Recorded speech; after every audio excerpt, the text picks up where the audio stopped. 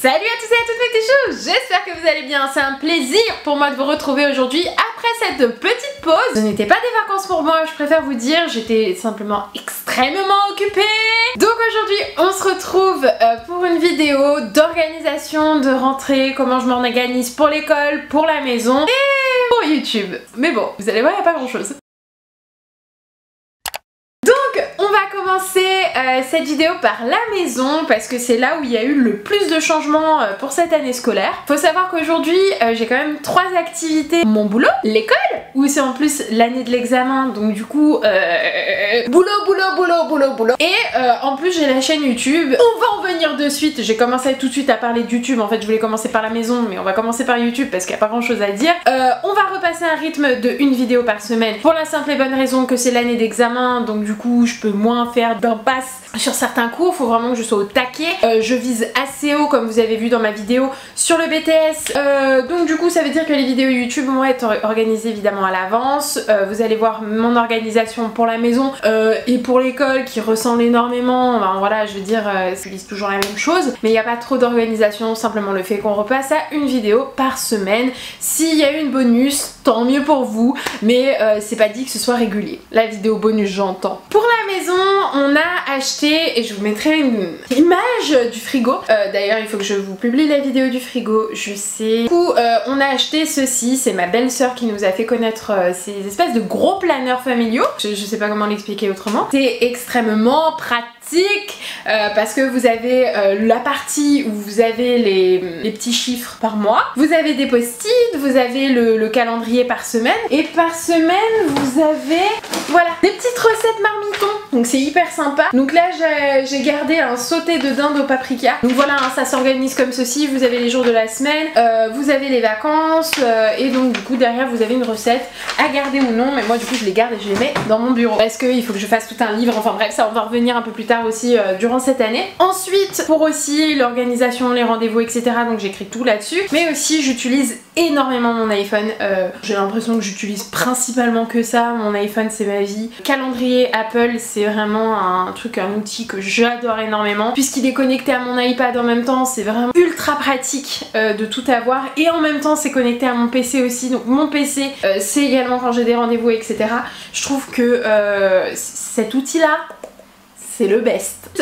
Pour tout ce qui est papier, de documents de banque, de sécurité sociale, de mutuelle et compagnie, j'ai eu la chance de pouvoir connaître tous ces papiers là maintenant. J'utilise en fait un très gros porte-vue, vous voyez, j'ai toutes mes catégories qui sont dedans, j'ai tous mes papiers bancaires dedans. Je ne tournerai pas parce que mais à l'avant vous voyez c'est un peu transparent et on voit certaines choses. Donc des choses de banque, donc voilà. Tout ce qui est à l'intérieur, c'est tout ce qui est très important. Ça c'est, je vous conseille énormément quand on arrive dans la vie active, on commence à recevoir pas mal de papiers administratifs, et la meilleure des choses c'est essayer de les classer dès le début, parce qu'on peut vous demander des fiches de paye il y a des années, on peut vous demander tellement de choses que finalement moi je répertorie tout là-dedans.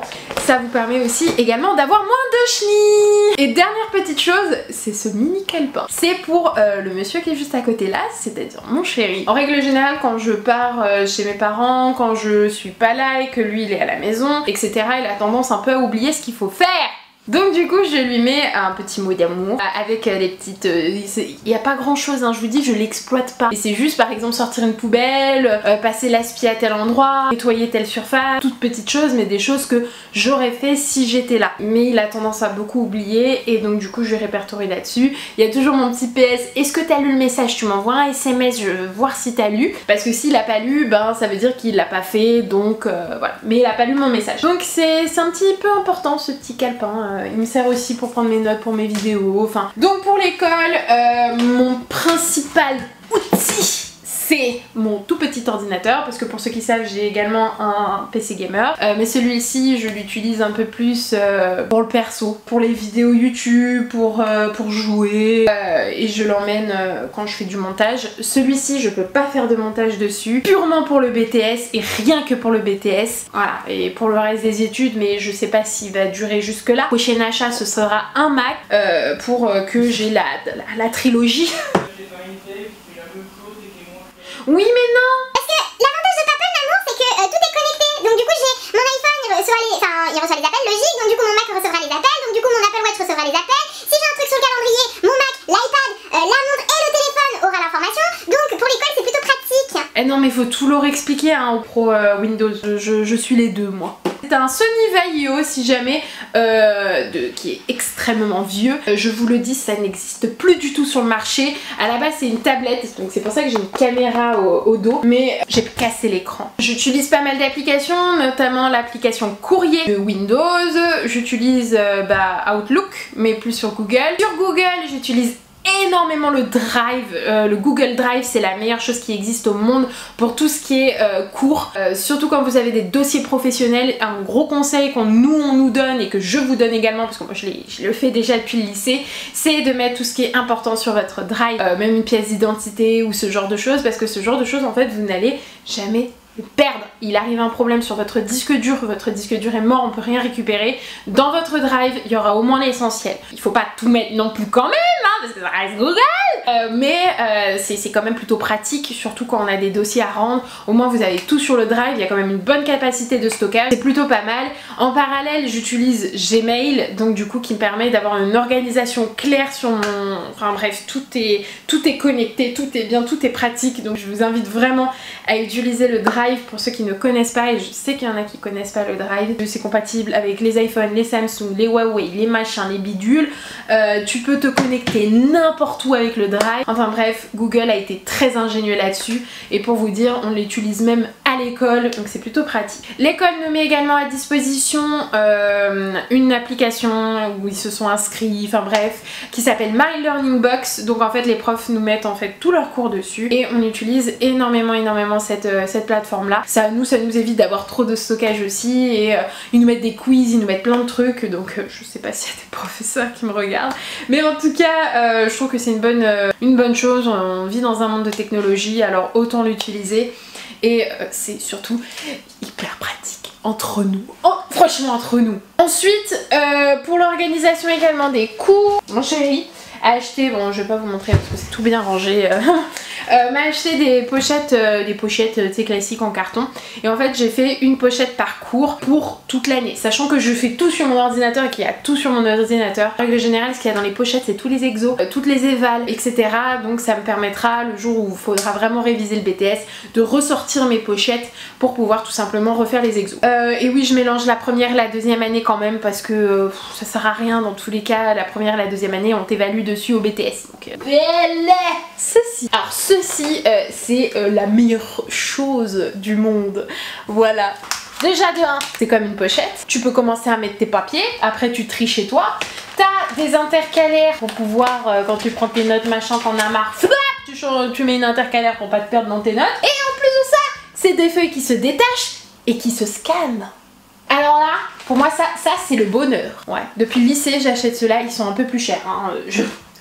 On va pas se mentir, c'est des cahiers qui sont assez chers, mais ça reste, je trouve, les plus pratiques. Je prends que ça, mon ordi, et je vais en cours en fait. C'est bien plus simple. Ça m'évite de porter aussi un poids sur mes épaules, et entre nous, on est bien content de puis avoir notre sac à dos de 6e. Je fais des bisous à tous les 6e. Force à vous. Et la dernière chose d'organisation que j'ai, c'est mes caisses de rangement. J'ai acheté 3 caisses Ikea l'année dernière, on vous en a parlé d'ailleurs dans la vidéo, quelques astuces pour ton déménagement. En fait on met toutes nos fournitures scolaires dedans, donc si jamais il y a un truc, besoin de pâte à fixe, besoin d'un stylo, besoin de quoi que ce soit, d'une pochette, d'un classeur, on a absolument tout dans ces caisses là. On a gardé les choses finalement qu'on a utilisées, ça nous a évité d'en racheter, et ça fait... on est quand même allé à Bureau Vallée pour les pochettes, mais c'est tout. Depuis que je travaille sur ordinateur, j'ai rien besoin d'autre. Donc voilà, c'était mon organisation en tout cas de la rentrée. Petites astuces, peut-être que je vous ai aidé, surtout avec le Drive. Je trouve que c'est tout bénef, c'est gratuit en plus de ça. Puis après, bon, tout ce qui est un peu plus profond au niveau de l'école, de mes révisions, etc. Comment je m'organise, je ferai ça dans une autre vidéo si vous le souhaitez. Donc voilà, j'espère que cette petite vidéo de rentrée vous aura plu. Moi ça m'a fait plaisir de pouvoir refilmer un peu. Je suis quand même assez fatiguée, je vous avoue, ces derniers temps, parce que je suis encore dans les semaines assez chargées où un souci au boulot. Et le rythme devrait s'adoucir un petit peu. J'ai quand même des partiels en novembre, donc ça va passer vite, moi je vous le dis. Si vous avez en tout cas des envies de vidéos, n'hésitez pas à me le dire dans les commentaires. En tout cas, merci à tous ceux qui se sont abonnés durant ma petite période. C'était pas des vacances, donc pendant ma période de boulot, voilà. Merci à vous en tout cas, ça me fait plaisir que mes vidéos vous plaisent et je vais tout donner cette année pour que ça vous plaise encore plus. Donc pour ceux qui ne me connaissent pas encore, qui ne sont pas abonnés, n'hésitez pas à le faire, c'est gratuit, ça mange pas de pain, tu connais la chanson et tu peux appuyer sur le petit pouce en l'air si cette vidéo t'a plu. Donc du coup, moi je vous dis à la prochaine pour une nouvelle vidéo. Ciao ciao.